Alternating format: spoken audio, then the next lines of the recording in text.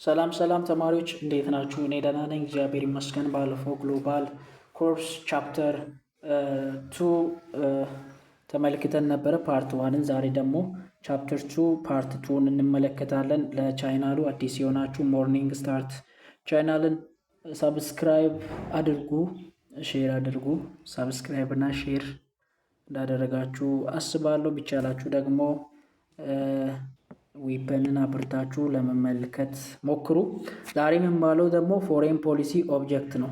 እንግዲህ ፎሬን ፖሊሲ ምንድን ነው ብለናል። ፎሬን ፖሊሲ ማለት አንድ ሀገር ከሌላ ሀገር ጋር ግንኙነት በምታደርግበት ጊዜ በምን አይነት ግንኙነቷን ማድረግ እንዳለባት ጋይድ እንዲያደርጋት ያወጣችው ስርዓት፣ ደንብ፣ ሩሎች ናቸው እና ፎሬን ፖሊሲ ደግሞ ኦብጀክት አለው።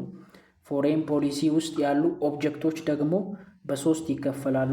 አንደኛ ሾርት ሬንጅ፣ ሁለተኛ ሚድል ሬንጅ፣ ሶስተኛ ሎንግ ሬንጅ ተብሎ ይጠራል። እነዚህ ሬንጆች ምን ማለት መሰላችሁ? አንድ ሀገር ከሌላ ሀገር ጋራ ግንኙነት በምታደርግበት ጊዜ ፖሊሲ አላት። ይሄም ፖሊሲ ደግሞ የምታወጣው በተለያየ ፍላጎቶቿ ላይ ነው። በናሽናል በብሔራዊ ፍላጎቶቿ ላይ ነው። ይሄ ምናልባት ብሔራዊ ፍላጎቷ በአጭር ጊዜ መፈጸም የምትፈልገው ብሔራዊ ፍላጎቷ ሾርት ሬንጅ ተብሎ ይታያል።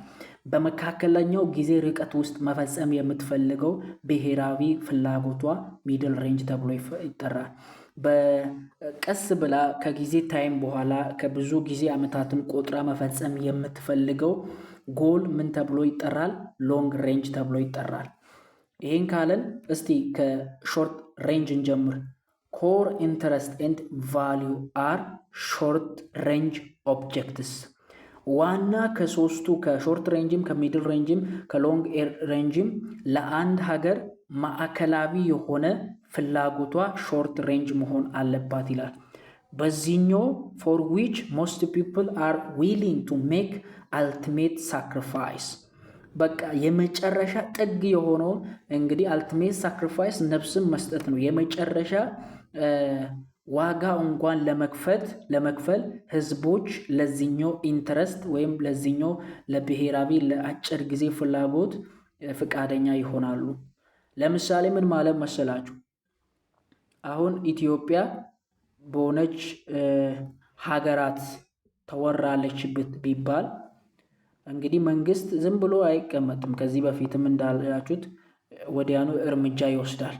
ያን እርምጃ ለመውሰድ መንግስት እንኳን ቢጠይቅ ሌሎች ህዝቡን የተለያየ ነገር እንኳን ነፍስን እስከ መስጠት እንኳን መንግስት ህዝቡን ቢጠይቅ ህዝቡ ወዲያኑ ሄዶ ነው ለመንግስት ፍቃደኛ የሚሆነው።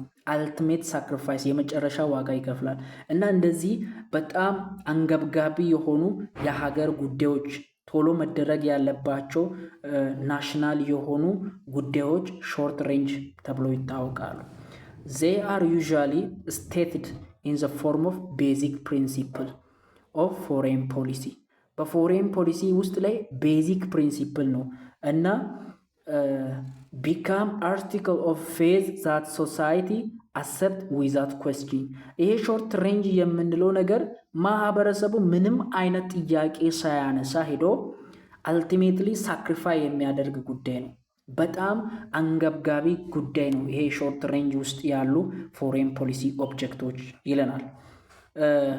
ኮር ኢንትረስት አር ሞስትሊ ፍሪኩዌንትሊ ሪሌትድ ቱ ሰልፍ ፕሬዘርቬሽን ኦፍ ፖለቲካሊ ኢኮኖሚካሊ ሲስተም ፒፕል ኤንድ ኢትስ ካልቸር። ምን ማለት ነው መሰላችሁ? ይሄኛው ሾርት ሬንጅ የምንለው ራስን ከመጠበቅ ጋር የተያያዘ ነው። ራስን መጠበቅ ስንል ፖለቲካሊ እና ኢኮኖሚካሊ ሲስተማችን ፐርዘርቭ ከማድረግ አንጻር የሆነ ሀገር መጥቶ የፖለቲካውን ሲስተም የሚያዛባ ከሆነ የኢኮኖሚውን ሲስተም የሚያዛባ ከሆነ ይሄኛው ሾርት ሬንጅ በአጭር ጊዜ ውስጥ ሊስተካከሉ የሚችሉ ነገሮች ስለሆኑ በሾርት ሬንጅ ውስጥ የሚያዙ ኦብጀክቲቭስ ኦፍ ፎሬን ፖሊሲ ናቸው ማለት ነው። ሁለተኛው ደግሞ በሚድል ሬንጅ ጊዜ ሊፈጸሙ የሚገባው ፎሬን ፖሊሲ ኦብጀክቶች አንድ ሀገር ናሽናል ኢንተረስቲንግ ይኖራታል፣ ብሔራዊ ፍላጎት ይኖራታል እና በአጭር ጊዜ ውስጥ ግን መፈጸም የምትፈልጋቸው ፍላጎቶቿ ውስጥ አንዱ በሚድል ሬንጅ የሚካተት ነው።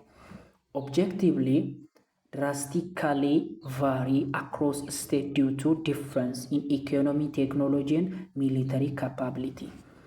ሀገራት በሚድል ሬንጅ ጊዜ ውስጥ በአጭር ጊዜ ውስጥ መፈጸም የሚፈልጉት ራዕይና ዓላማ ፍላጎቶቻቸው ሀገራት የተለያዩ ሀገራት ካላቸው ከኢኮኖሚ ልዩነት እና ከቴክኖሎጂ ልዩነት ከሚሊተሪ አቅም አንጻር ይለያያል። ሚሊተሪ ካፓቢሊቲ ትልቅ ካለውና ትንሽ ያለው በሚድል ሬንጅ ውስጥ መፈጸም የሚፈልገው ታይፕስ ኦፍ ኦብጀክት ኢዝ ናት ዘ ሴም፣ ተመሳሳይ አይደለም።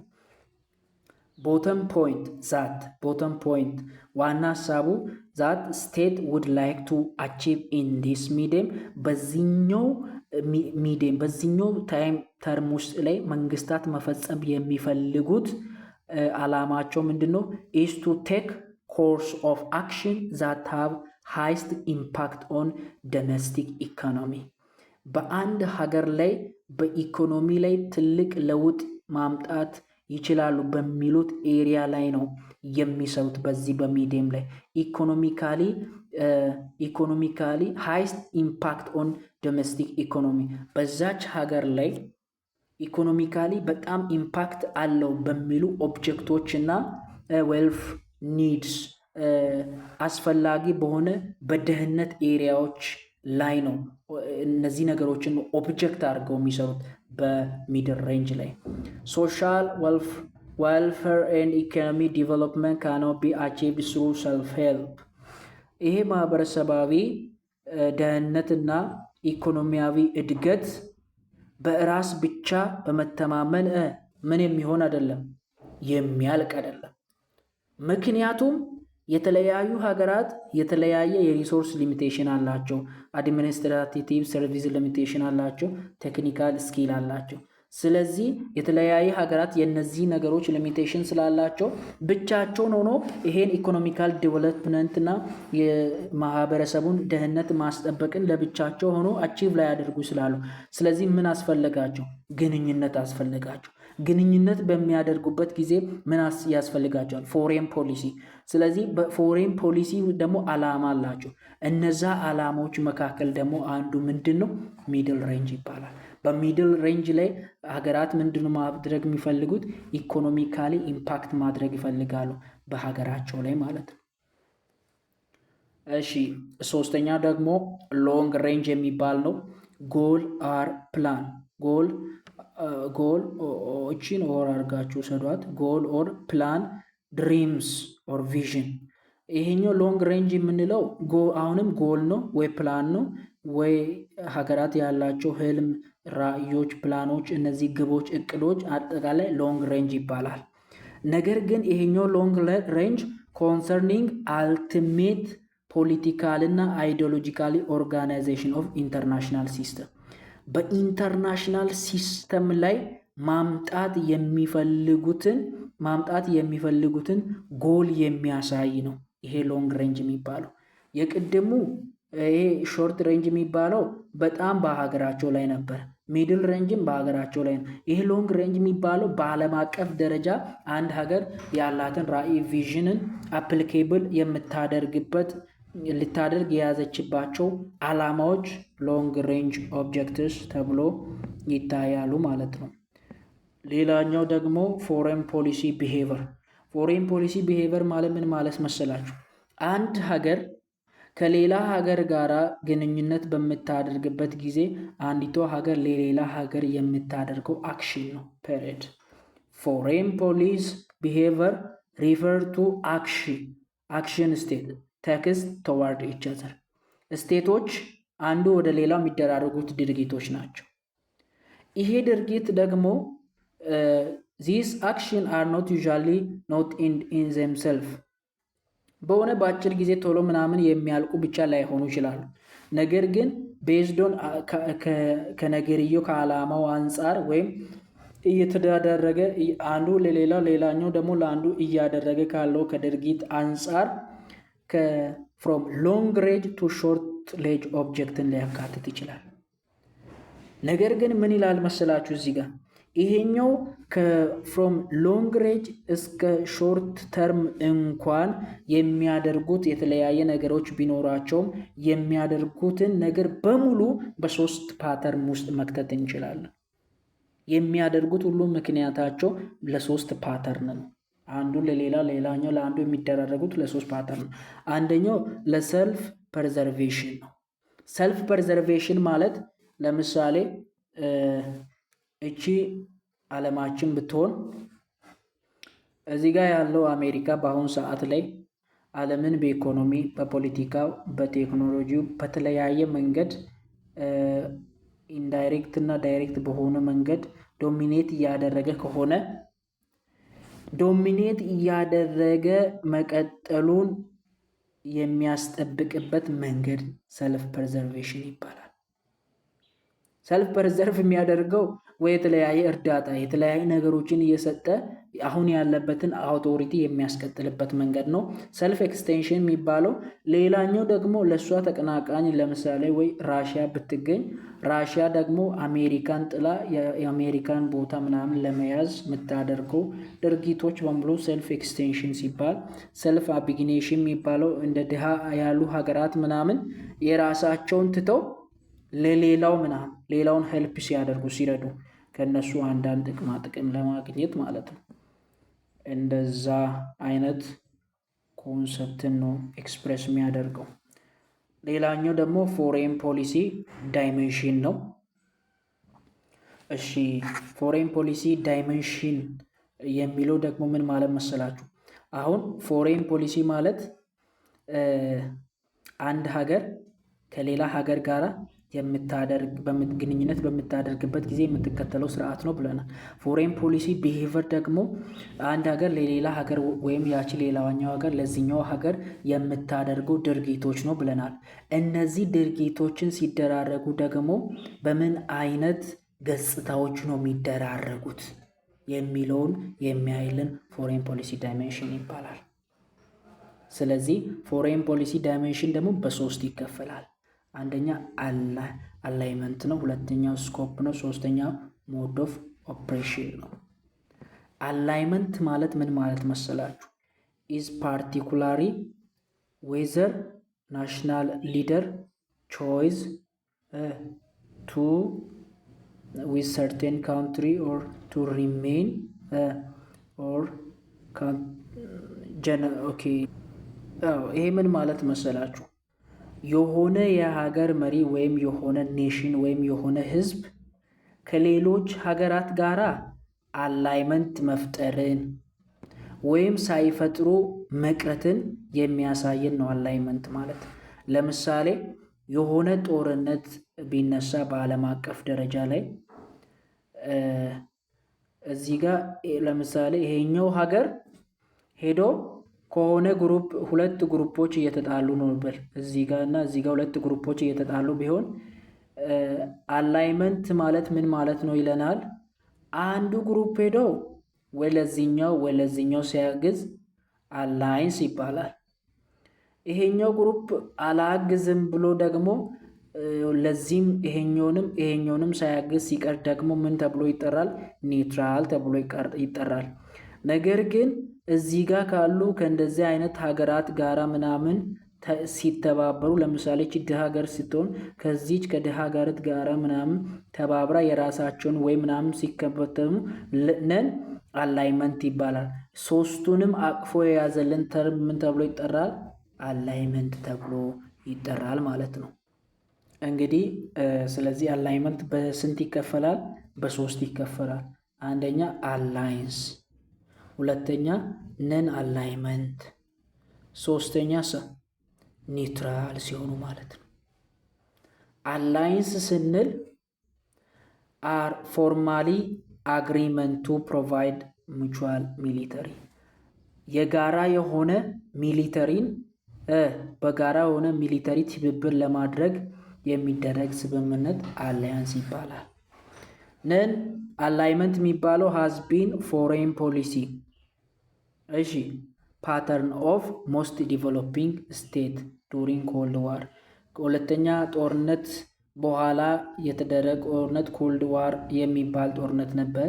በዛን ጦርነት ጊዜ ድሃ ሀገራት ማለትም እያደጉ ያሉ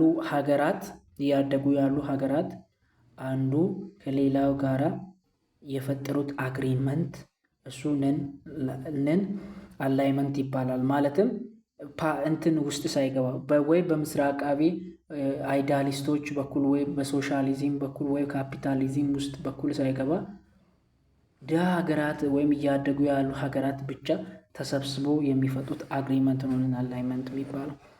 ሌላኛው ደግሞ ኒውትራል የሚባለው። ኒውትራል ማለት ምን ማለት ነው? ስታንድ ሳይሆን እዚህ ጋር ስታንድ ነው። ስታንድ ኦፍ ፎርማል ነን ፓርቲሲፔሽን ኢን ወርልድ ፓርትነርሺፕ፣ በዓለም ጉዳዮች ላይ ፓርትነርሺፕ አለመሆን፣ በዓለም ጉዳዮች ላይ ፓርትነርሺፕ አለመሆን ኒውትራል ይባላል። አላይንስ መፈጥረ ግን በዛ ግሩፕ እና በዚህ ግሩፕ ፈጥሮ ምናምን አላይንስ መፍጠር አላይንስ ተብሎ ይጠራል ማለት ነው። ይሄኛው ምንድን ነው? ፎሬን ፖሊሲ ዳይሜንሽን ነው። ፎሬን ፖሊሲ ዳይሜንሽን ውስጥ አንዱ ምንድን ነው? አላይመንት ነው። አላይንስን በውስጡ ይዛል። አንድ ነን አላይመንትን ይዛል። ሁለት ኒውትራሊቲን ይዛል። ሶስት ስኮፕ ስንል ደግሞ አንድ ሀገር ግንኙነት በምታደርግበት ጊዜ ከተለያየ ሀገራት ላይ ጋራ ምን ያክል ኤሪያ ትሸፍናለች የሚል ነው። ምን ያክል ለምሳሌ ከጎረቤት ጋራ ብቻ የሚገናኙ አሉ። ከትልልቅ ከሩቅ ሀገራት ጋራም ግንኙነት የሚያደርጉ አሉ።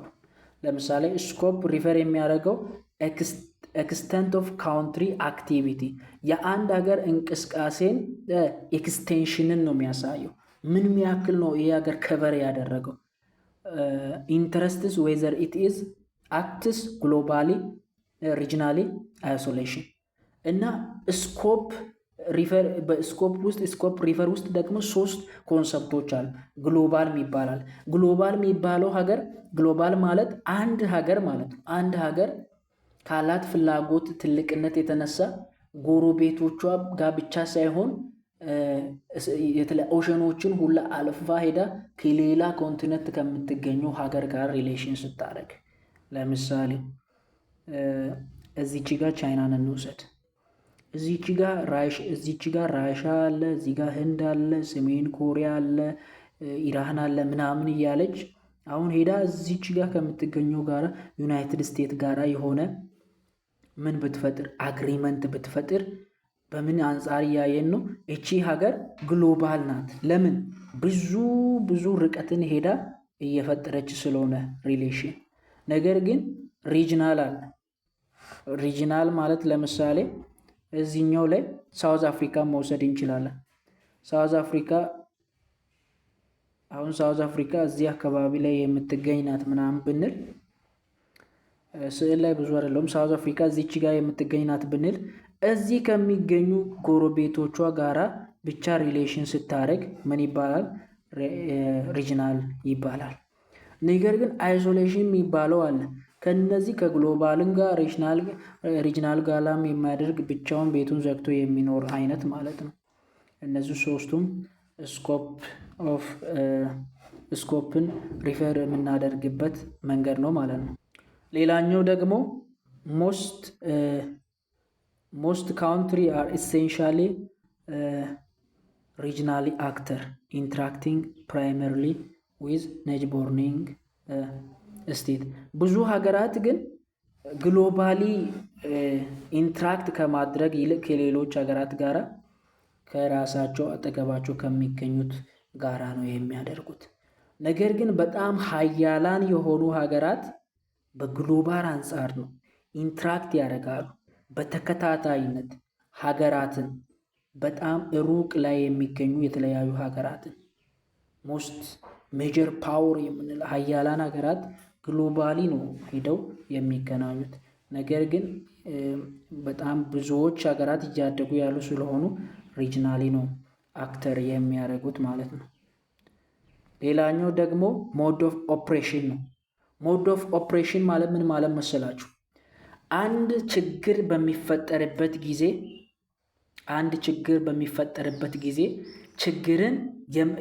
ሀገራት ችግርን የሚፈቱበት መንገድ ነው። ሀገራት ችግርን ሲፈቱ በሁለት መንገድ ነው የሚፈቱት። አንደኛ ማልቲ ላተራል ስቴት፣ ሁለተኛ ዩኒላተራል ስቴት። ማልቲ ላተራል ስቴት ሲባል ደግሞ ማለት ነው አንድ ችግር ተፈጥሯል አይደል? ተሰብስበን እንፍታ ሲሉ ሲክ ሶሉሽን ቱ ፕሮብሌም ስሩ ዲፕሎማቲክ ፍሬም ኢን ዊች ሰቨራል ስቴት ፓርቲሲፔትስ ሳች አስ ዩናይትድ ኔሽን።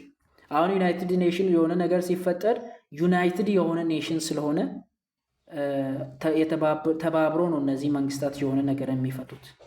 ነገር ግን እኔ ብቻ ፈታለሁ የምትል የሆነ ችግር ከተፈጠረ ዓለም አቀፋዊ የሆነ ችግር ይፈጠር እሱን ችግር እኔ ብቻ ፈታለሁ የሚል አይነት ሜንታሊቲ ያላት ስቴት ምን ትባላለች?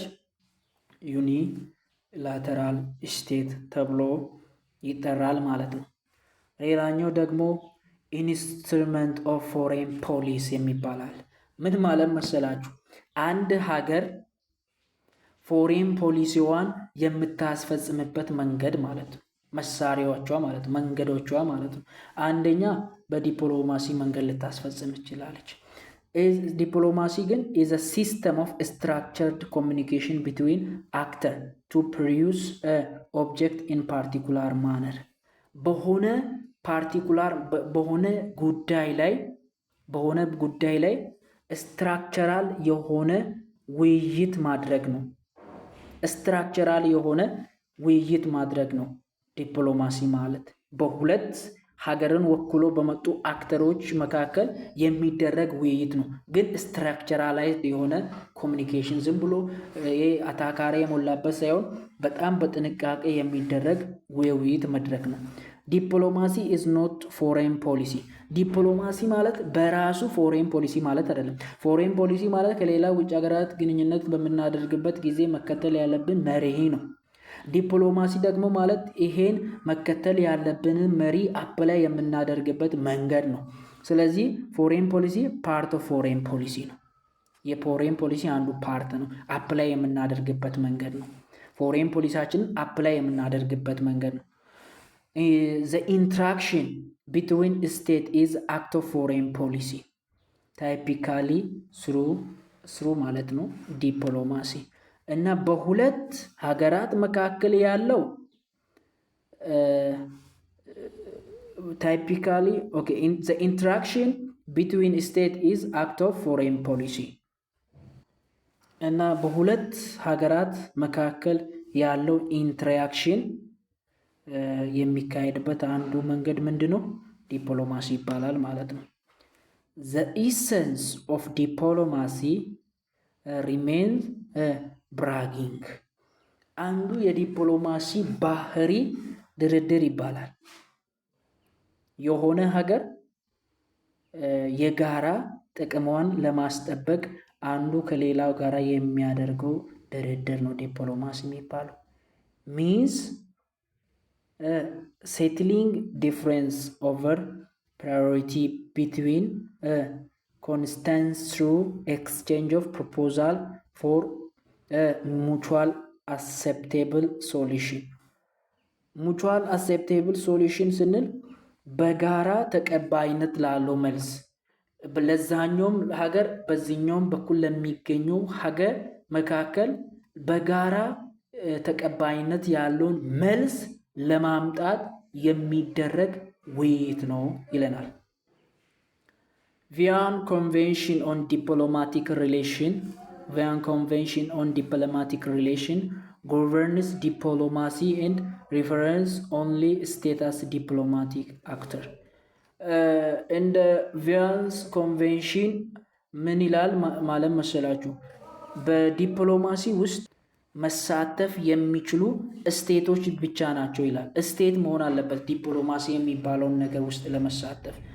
ነገር ግን ሞደርን ዲፕሎማሲ ኦልሶ ኢንቮልቭ ያደርጋል ማለት ኢንተርናሽናል ገቨርንመንታል ኦርጋናይዜሽኖችን። አሁን ሞደርን ዲፕሎማሲ የምንለው ዓለም አቀፋዊ መንግስታዊ የሆኑ ድርጅቶችንም የሚያካትት ነው እንጂ መንግስት ብቻ የሚካትት አይደለም። ድርጅትም ይካትታል። ድርጅቱ ምናልባት ገና ነን ጎቨርንመንታል ኦርጋናይዜሽን ሊሆን ይችላል። መንግስታዊ ያልሆነ ተቋማትም ሊሆኑ ይችላሉ ማለት ነው። እዚች ጋር ደግሞ ሩል አለ።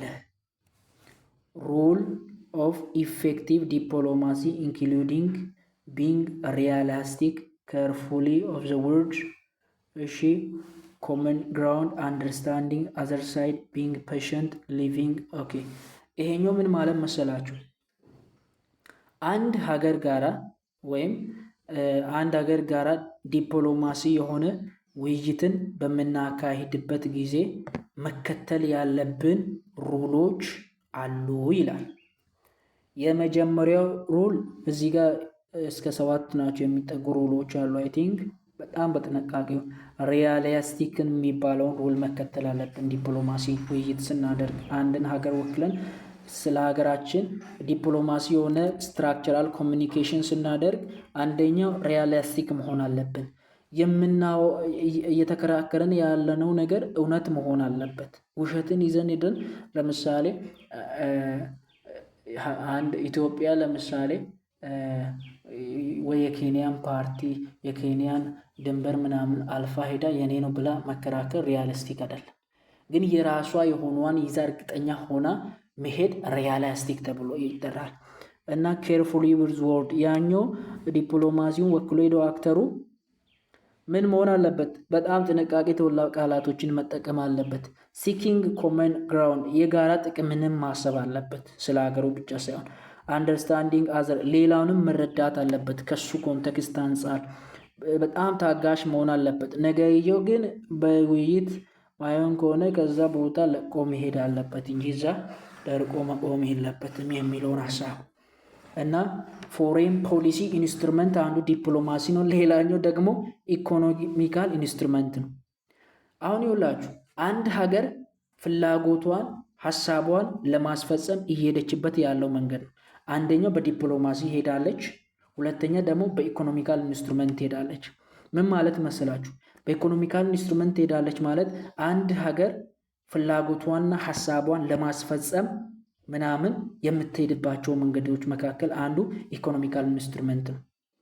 እና ይሄ ኢኮኖሚካል ኢንስትሩመንት የሚባለው ነገር ታሪፍ የሚባለውን ይዛል። ታሪፍ ማለት አንድ ሀገር ለምሳሌ አንድ ሀገር ከሆነች ሀገር የምታስገባው እቃ ካለ የእቃውን ታክሲ ብር መጠን ከፍ ማድረግ ማለት ነው። ያቺ ሀገር ለኛ የምንፈልገውን ነገር ስላልሰጠችን ከፍ ማድረግ የኛን ብሔራዊ ፍላጎቶችን ለማስጠበቅ እሷን የምንጎዳበት መንገድ አንዱ የኢኮኖሚካል ኢንስትሩመንት ተጠቅመን ነው። እሱ መካከል አንዱ ታሪፍ የምንለው ነው። ኮታ ማለት ደግሞ ወይ ከዚህ ከኢትዮጵያ ለምሳሌ ወደ አሜሪካ የሚገባውን አማውንት ኦፍ ፕሮዳክትን አሜሪካ በትንሹ በጥቂቱ ይግባ ብላ ስትቀንስብን ማለት ነው። እኛ ላይ በሌላ መንገድ ኢኮኖሚካሊ ኢንፍሉዌንስ እያደረገችን ነው፣ እሷ ብሔራዊ ፍላጎቷን ለማስጠበቅ። ቦይኮት ማለት ደግሞ ፍጹሞ ስታስቋርጠን እንዳናስገባ። ኢምባርጎስ ማለት ደግሞ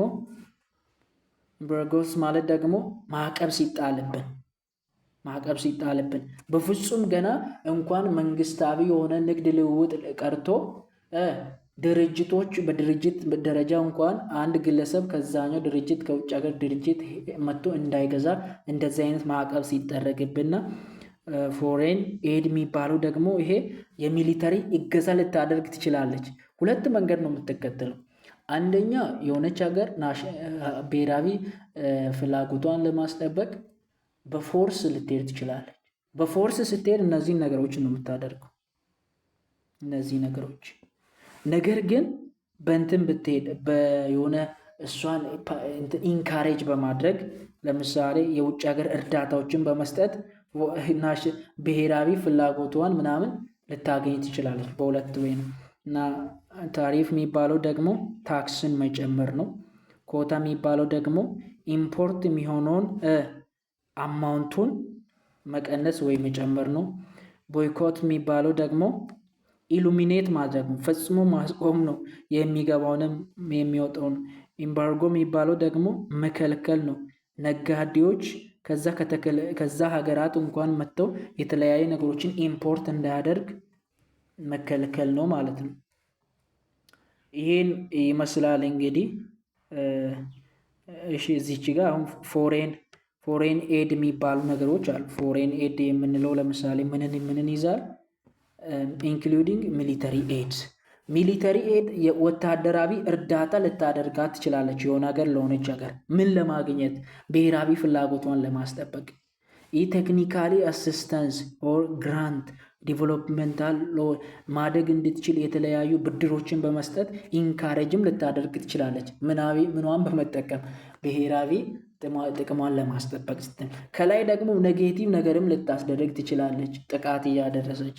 በኢኮኖሚ ነው ስቲል ነው ግን ሚሊተሪ ኤድ ኢዝ ዩዝድ ቱ ስትሬንጅ አላይንስ እና ሚሊተሪ በወታደራዊ ኃይል ያችን ሀገር በጣም ስትሬንጅድ እንድትሆን ከእሷ ጋር አላይንስ ልትፈጥር ትችላለች።